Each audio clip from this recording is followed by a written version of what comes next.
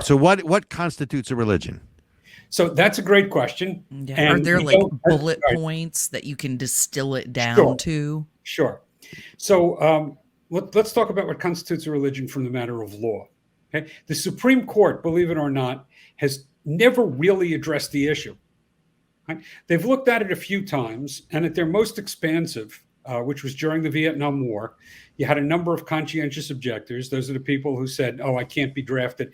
I can't go to war because being a soldier and maybe shooting somebody would violate my conscience." And there was a question of, well, if you belong to a religious order or a religion that says you have to be a pacifist, I understand what that means. But you had a whole bunch of people who said, no, I don't belong to any particular religion. It just violates my conscience. And the Supreme Court said, well, any deeply held conviction that plays a role in your life parallel to the belief in a creator qualifies as a religion. But that's not a religion.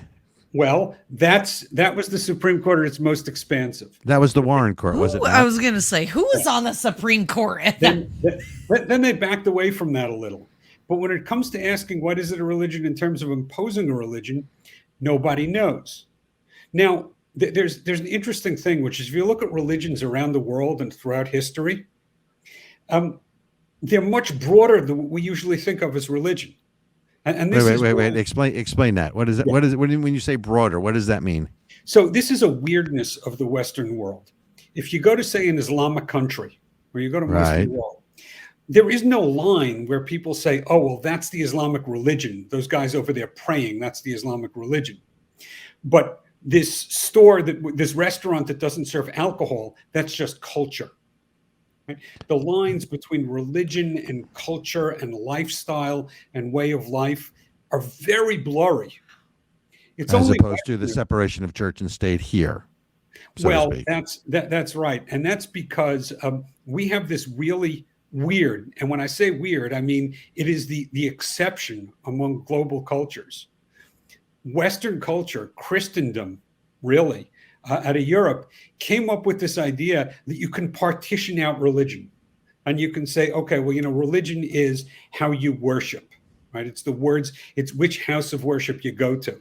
Do you go to a synagogue or a mosque or a Catholic church or any one of any number of Protestant denominations? That determines what your religion is. And, then do you say your prayers in Latin or English or Hebrew or Arabic? That'll determine what your religion is. And maybe you got a couple of dietary laws. But there's this really interesting thing. If you look on Wall Street, there's a whole category called Islamic finance. Now, why do Islamic countries need their own finance? I mean, what does finance have to do with religion? Well, it depends who you ask. If you ask most people who ever lived anywhere in the world at any point in history, they'll say, well, finance determines how you deal with other people and other businesses, and that's a key part of our religion. If you ask those of us who live in the United States, we'll say, no. Lending, borrowing, that's economics. That's right. fine. So wait a minute. And I need to jump in and interrupt for a second because I need to get back to I still want to answer the question, is wokeism a religion, as you've posited, and because I've read some of your book. It's a great book, and folks, New Civil War, go get it. It's worth the read. If I can understand it, so can you, right? So, because I'm not the brightest guy in the room, but I want to come back to this question: is wokeism a religion? And I know you want to say, let's first define religion, but let's flip this a little bit. Yeah. Is wokeism a religion? Yes or no? So my answer is yes. Okay, why? To go back to the definition I was talking about, what does wokeism have that's unusual? Well, it's got its own view of sex, right? It's got its own view of morality. You mean sex as gender, or sex as in the gender, right? It's got its own view of sex and gender and humanity and the appropriate relations between different people who might want to form a family. It's got its own view of morality. Right? It's got its own view of evil. They call it racism. When the woke talk about systemic racism, they don't mean you don't like black people. What they mean is there's this pervasive sense that runs through all of society that is always there, even when you can't see it, that colors everything that you do. Well, Christians call that evil. Right? I mean, it's always there, or sin. Right? It's this pervasive sense that's always lurking in the background. It's got its own view of the end of times. You can talk about Armageddon. You could talk about, you could talk about Ragnarok if you like Norse mythology. They talk about climate change, right? I mean, what is what is climate change? Well, it's not the Earth is getting a little warmer.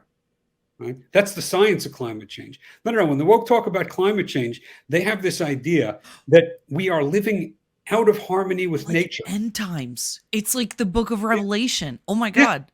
Well, exactly that just hit me. Right. It's exactly end times. Right. We're living out of harmony with nature. And if we don't change and radically alter the way that we live, the earth, seas, and skies will rise up to smite us down. Okay. This is it. Right? You're out of harmony with nature. You need to repent, or nature will smite you. That's an end time story. Okay, you look at it. I had an article I came out with last year where I talk about gender identity. Okay, what is gender identity? It's actually really interesting when you think about it. Suppose you have somebody who's born with genetics that say male. That would make them a guy. Excuse me. That would make them a guy. That would make them right. Physiology that says male. Right. Endocrinology, right? Your hormones say male. But you think you're a female. Okay. Well, according to the woke, that makes you a woman. Now, how do we get that to make sense?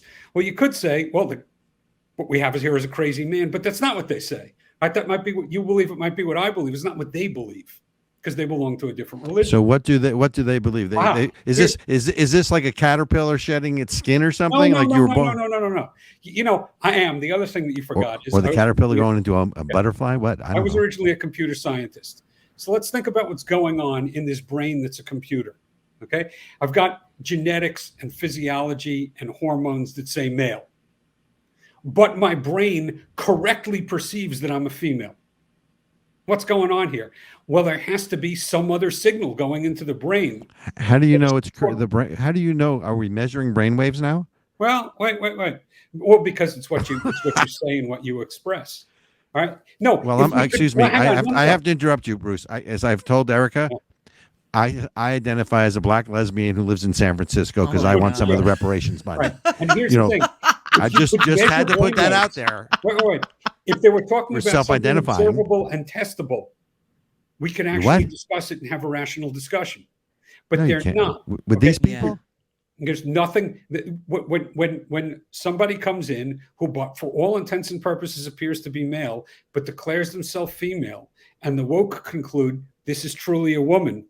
There are no tests that you can run to see, is this really a woman or is this a mistake? There's nothing you can observe.